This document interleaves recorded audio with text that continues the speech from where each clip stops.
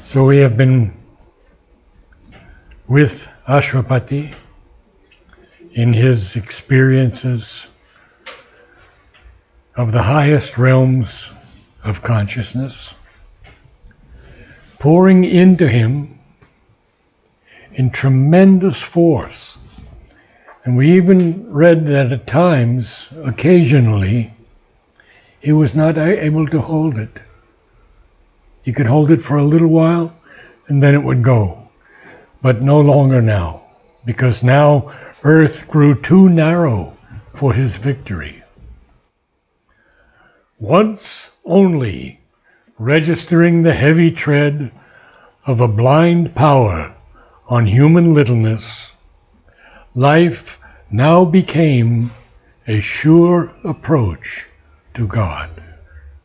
Existence, a divine experiment, and cosmos, the soul's opportunity. We spent a lot of time in the past 2 weeks with this fellow, Mark Auburn, who has had 10,000 out-of-body experiences and has detailed them in a book that was in French, and we had it translated into English. And he has met these extraterrestrials, spoken with them, been with them, and he's able to recall many, many of his previous births in detail. But he didn't believe anything of Sri Aurobindo or man. He said, no, humanity is finished. And now slowly he's getting a feeling from Sri Aurobindo that you have to open up more. You can have all these great experiences, but if you don't have a context or a place to keep them, what use are they? And if you can't detail what place you had that experience, he just goes out like that, and then he goes anywhere, and he meets all these great beings, the gods also, he said. But here Sri Aurobindo is giving us, in his own words, through Ashwapati, how he received everything and what he did with it. And so after we finish Book 1, Canto 4, we're going to go back to Ashwapati, being the realized sage now, the avatar, and we'll see what he does. So let's go through these lines now. When we register something, it is not a recording or anything. It's not something written down or recorded. You see, there are so many different definitions of registering. Who can give me a definition? Registering, a definition. So making record of? To an extent, yes. Yes. Anybody else? Knowing. Yes, it's knowing also, but it's becoming aware of. Once only becoming aware of the heavy tread of a blind power on human littleness. Now, there are a few things about power that I should share with you. One from the mother, who says the most usual form of power is control over things, person, events, forces. Wow. Well, Sri Aurobindo tells us that power means strength and force, Shakti, which enables one to face all that can happen and to stand and overcome. Also to carry out what the divine will proposes. It can include many things: power over men, events, circumstances, means, etc. But all this not of the mental or vital kind, but by an action through unity of consciousness with the divine, and with things, and with all things and beings. It is not an individual strength depending on certain personal capacities. This is very important now. But the divine power using the individual as an instrument. Wow. Life now became a sure approach to God. Existence, a divine experiment. And cosmos, the soul's opportunity. You know, Mother tells us, I've been to all these worlds. She's traveled to all these worlds. Now, there's supposed to be 12 planets. We've only found 10 so far. And Sri Aurobindo tells us that there will be 12. And 12 is his number also. So, everything in the creation is based on 12. Perfection. The world was a conception and a birth of spirit in matter into living forms. I think I should stop there a moment. There's a lot to cover here. This conception is an origin or a beginning. It's the act of a concept, a plan, a design, an idea. The world was a conception and a birth of spirit in matter into living forms. And we've heard so many times that out of the formless, form comes. And only because it's possible through the formless that form can happen. In other words, manifestation. We're born, matter comes, animals come, insects come, the whole creation comes through the power of the divine Shakti. And the Purusha, Ishvara, stands back, gives her all the support she needs for her creation. But we have learned that the divine Shakti, when she descends into nature, makes a lot of errors. So she makes dinosaurs, and then she gets rid of them and makes other animals. And now I am seeing, personally, a tremendous advance in flowers. New flowers all over the world. And flowers that never could bloom in this climate are now blooming. The hydrangea. Impossible. It's a temperate climate plant. It's blooming in Machamandia. And it bloomed for many months this year. And there are many other plants like that that are blooming that we said it could never happen. There's one called static beauty, the camellia. It loves cold climates, it likes a big freeze, and it's blooming here.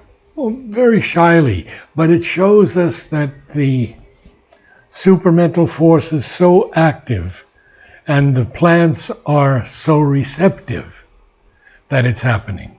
Sorry, get back to Savitri. A spirit in matter into living forms. And what is this spirit? In a letter on yoga, Sri Aurobindo says, the spirit is the consciousness above mind, the Atman or self, which is always in oneness with the divine. Then in the essays on the Gita, here's what he shares. What we mean by spirit is self-existent being with an infinite power of consciousness and unconditioned delight in its being. And here's where Ananda comes in, you see. And Sri Aurobindo tells us that the world was created for Ananda. And now we see the mess that we're in. That's just because the supramental's throwing up everything to be purified. transformed, changed. Yes. No problem.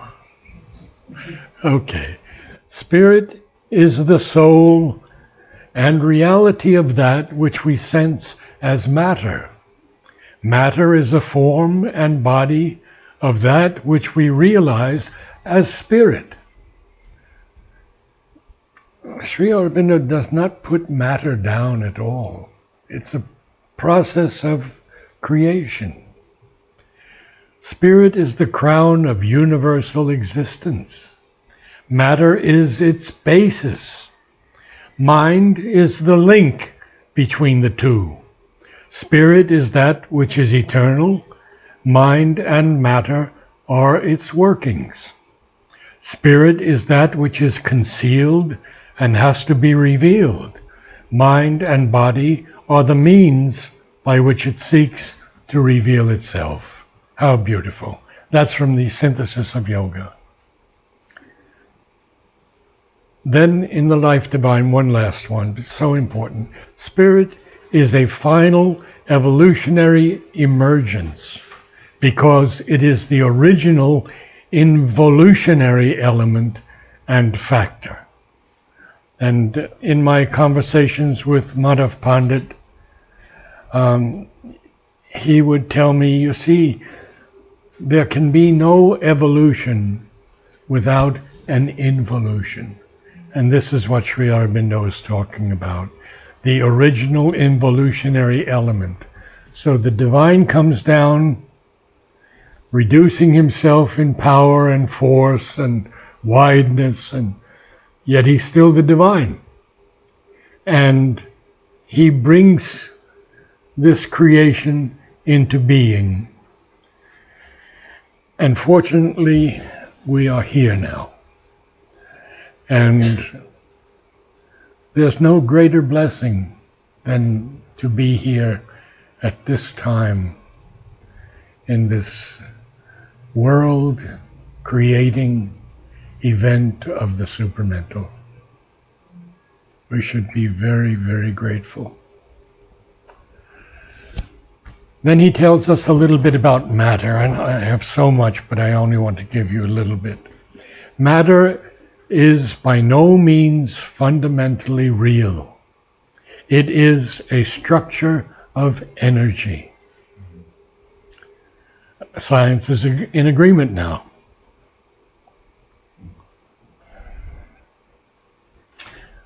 In Essays in Philosophy and Yoga, he says, matter is only so much mobile energy vibrating intensely into form.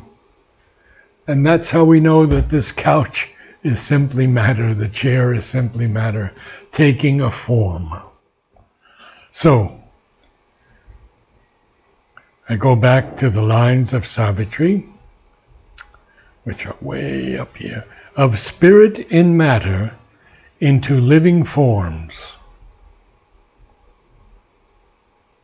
and nature bore the immortal in her womb. Well, we've talked about nature so often.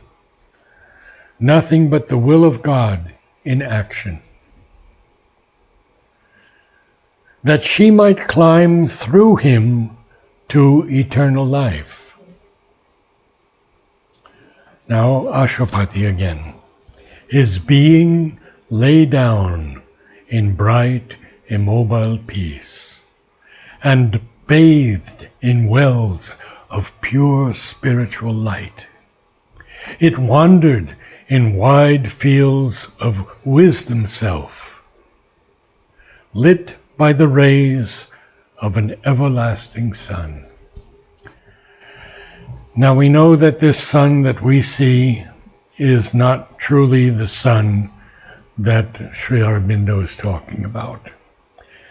We have the line in Savitri, Virat, who builds his campfires in the sun. Wow. Yes, incredible line.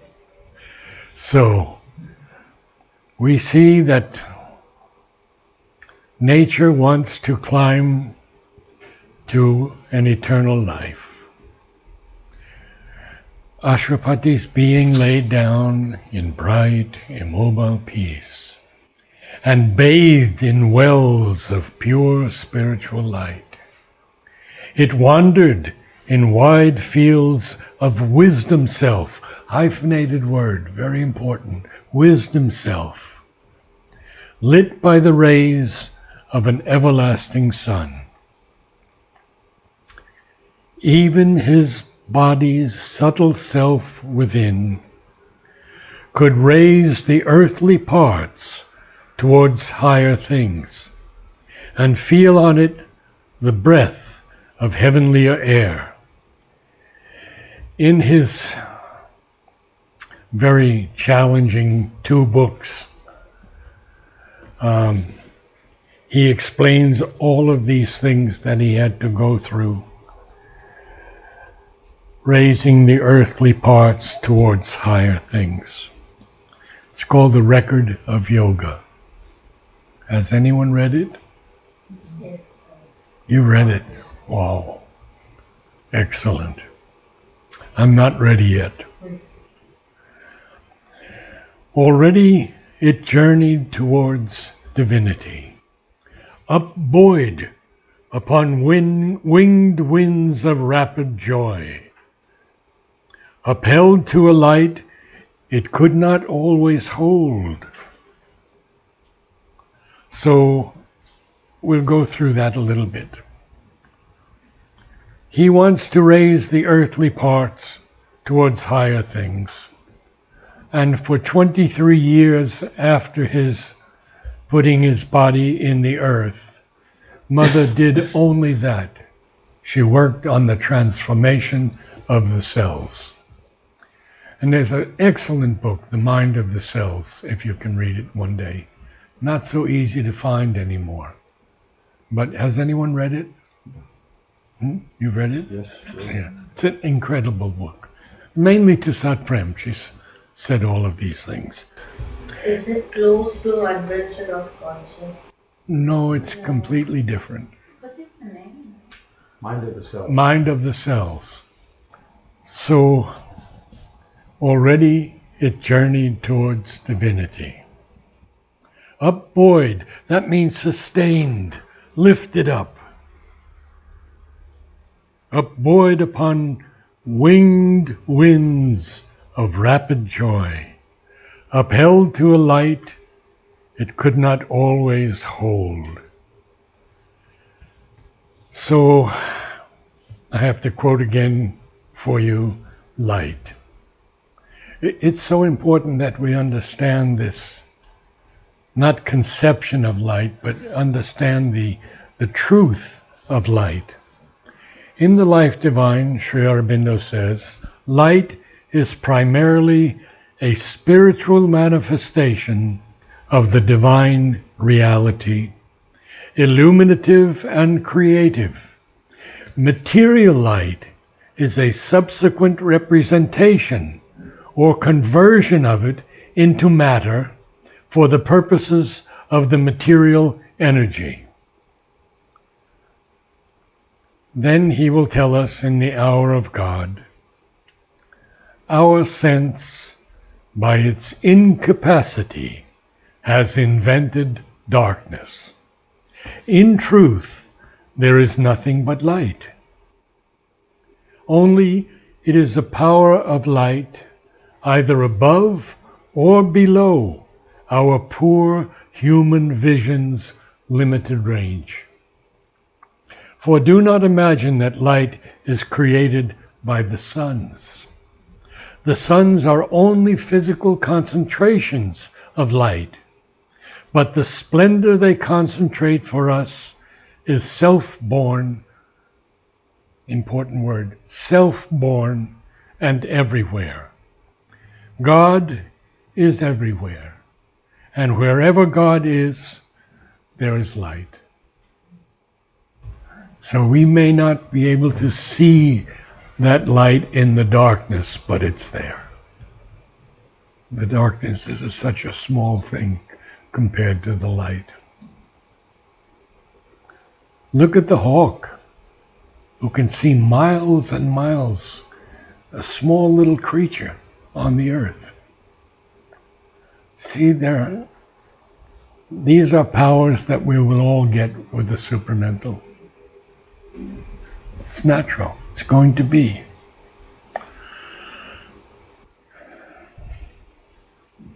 Now, Mother wrote to my friend Dmitri von Mohrenschildt the following, and I have her handwritten note. The light is everywhere. The force is everywhere. And the world is so small. It left mind's distance from the truth supreme and lost life's incapacity for bliss. Now this is very, very interesting because an incapacity is a lack of ability to receive something. So it has to leave this distance of the mind from the truth supreme because it has to lose life's incapacity for bliss. So now we have a long passage, and I won't say too much for a little while. All now suppressed in us began to emerge. Thus came his soul's release from ignorance, his mind and body's first spiritual change. A wide God knowledge poured down from above, a new world knowledge broadened from within. His daily thoughts looked up to the true and one. His commonest doings welled from an inner light. So the word welled here is rather interesting because it's something that provides a continuous supply. It gushes up, springs up like water from the earth or from any other source. And usually we use the term welled up. Oh, the tears welled up in him. But here he's not using up. His commonest doings welled from an inner light. And light, of course, is again capitalized. So, why does Sri Aurobindo use all now suppressed in us began to emerge? Because we are the divine. And we have suppressed him within ourselves, within our small habits, our desires, our education, our environment, our friends. But for Ashwapati, there came his soul's release from ignorance. And this is the first spiritual change. His mind and body's first spiritual change. So now what happens? This wide God knowledge pours down from above. The new world knowledge broadened from within. His daily thoughts looked up to the true and one. Just a little aside, but when I was in college, I had a teacher of photography. And he said, I want you to go out tomorrow and do a second story, because we all look at the ground all the time and we don't see what's in these upper stories. And it was a good challenge to us all.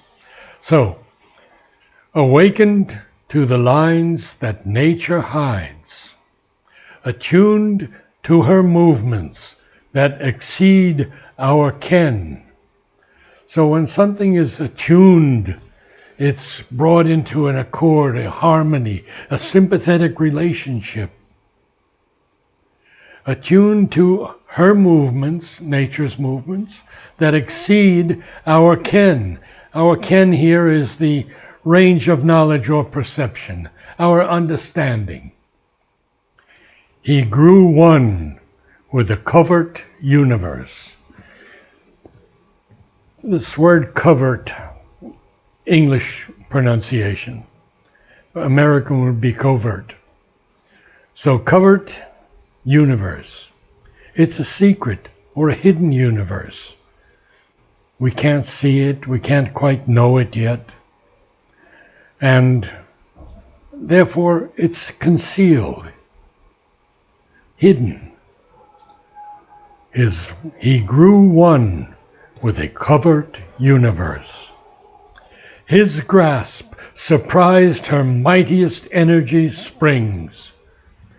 He spoke with the unknown guardians of the worlds. And I have a lot to tell you about that.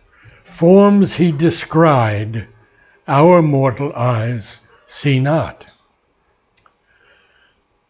So first of all, Alok has said the great gods are the guardians of the world. And they govern the worlds from above. These higher powers and beings are unknown to man, and yet without them, the world could not be.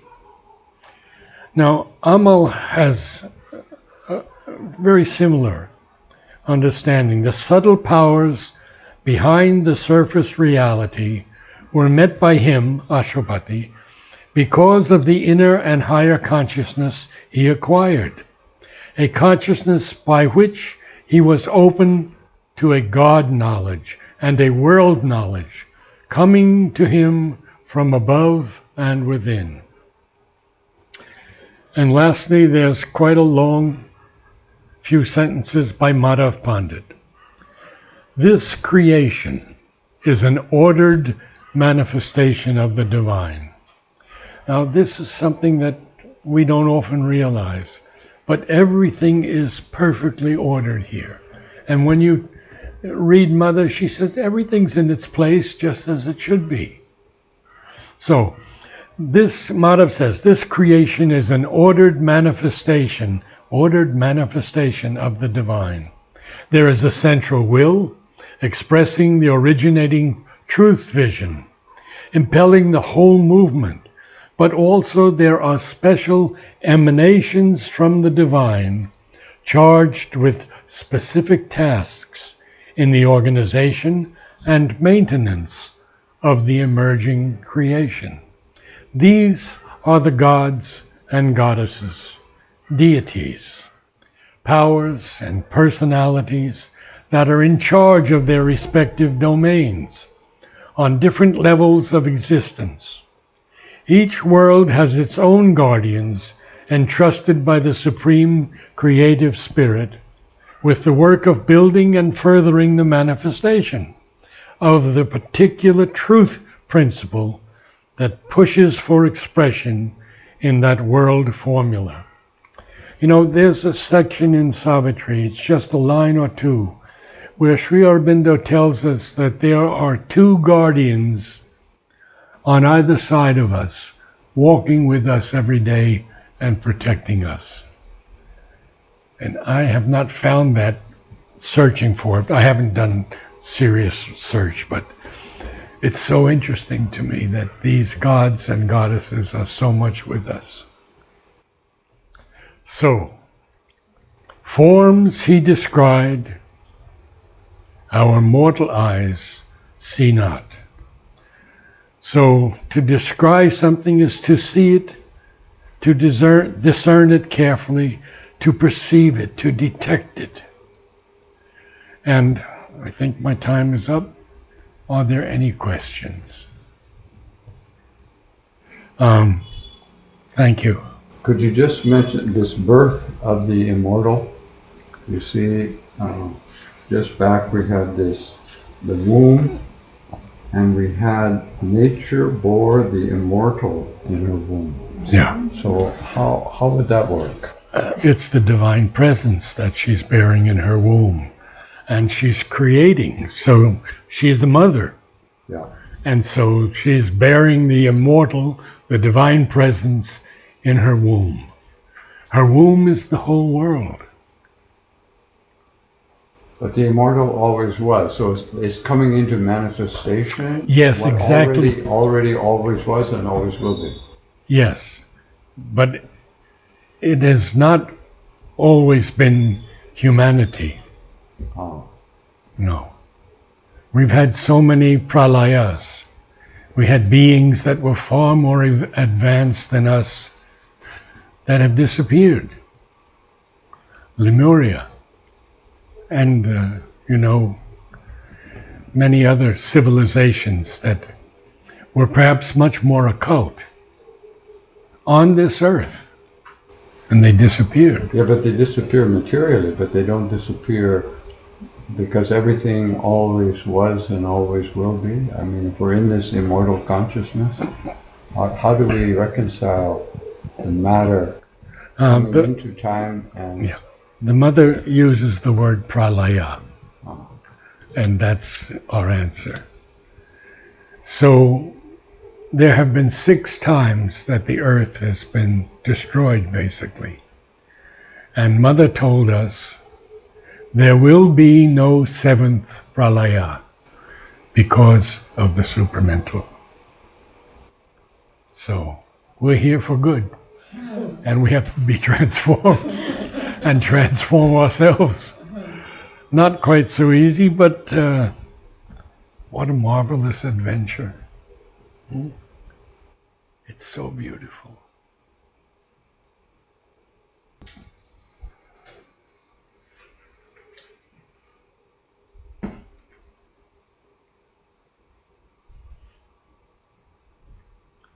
Oh.